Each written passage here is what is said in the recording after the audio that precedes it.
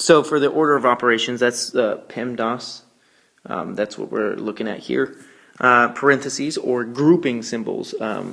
Notice that sometimes the division bar, if you have a division like this, that's actually a grouping symbol. It places stuff in parentheses, even though it's not written. It's considered a grouping symbol. So parentheses are grouping symbols, which include the division bar, and it also includes absolute value as well. They behave as parentheses. Next, you do exponents, and then multiplication and division. You do just from left to right, and from like top to bottom. But top to bottom, you can just pay attention to the grouping symbols. Addition and subtraction is at the end, and you do that again left to right as you encounter them. So let's just look at an example.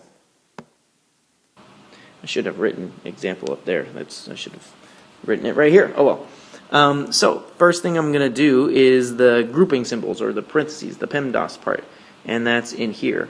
There's nothing to do in here. It's those parentheses are just to make sure you don't get confused with the minus, or to keep it neat.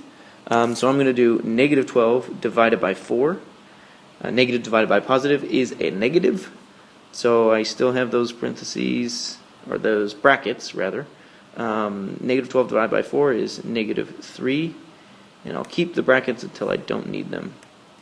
And then the 5 and the plus, I never did anything with that. And 24 here.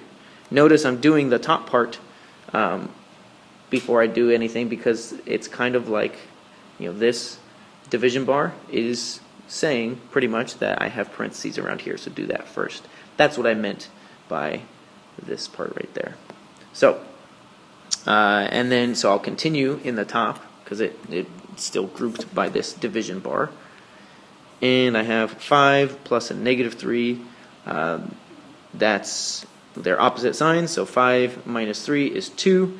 5 is bigger, so I have positive 2 over 24.